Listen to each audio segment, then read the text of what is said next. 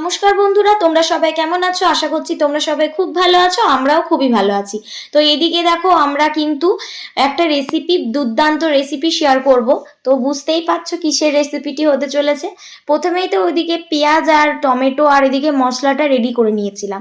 তারপর মাংসের মধ্যে টক দই দিয়ে এটাকে ম্যারিনেট করতে রেখে দিয়েছিলাম। তারপর কড়াইয়ে তেল দিয়ে আলুগুলোকে ভেজে নিয়েছিলাম। আলুগুলো যখন লাল লাল হয়ে যাবে তখন এটিকে তুলে নেবে। তারপর কড়াইয়ে তোমার এখানে গরম মশলা দিয়েছিলাম, গোটা গরম মশলা, জিরে। তারপর এখানে পেঁয়াজগুলোকে ভালো করে ভেজে নিয়েছি। আর এদিকে তোমার মশলা, টমেটো, রসুন সমস্তটাই এর মধ্যে দিয়ে ভালো করে মশলাটাকে কিন্তু যতক্ষণ না অবধি তেল ছাড়ছে ততক্ষণ কষিয়ে নিতে হবে। তারপর এখানে ম্যারিনেট করা মাংসটা এর মধ্যে দিয়ে দিয়ে তারপর এটাকে আবার কিছুক্ষণ ভালোভাবে কষিয়ে নেবে। যতক্ষণ না অবধি তেল ছাড়বে ততক্ষণ ভালো করে কষাবে। যত ভালো কষাবে ততই কিন্তু টেস্টটা ভালো লাগবে, আরো দুর্দান্ত লাগবে। তারপর দেখো এদিকে তেল কিন্তু ছেড়ে দিয়েছে।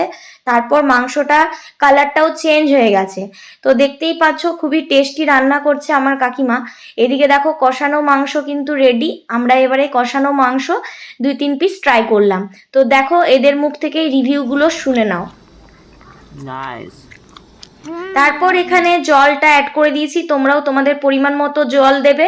আর এখানে কিন্তু ধনে পাতাটাও অ্যাড করে দিয়েছি, জিরে গুঁড়ি আর তোমার গরম মশলা দিয়ে নামিয়ে নিতে। ভালো লাগলে লাইক, কমেন্ট অ্যান্ড সাবস্ক্রাইব করে দিও। দেখা হচ্ছে পরের ভিডিওতে। ধন্যবাদ।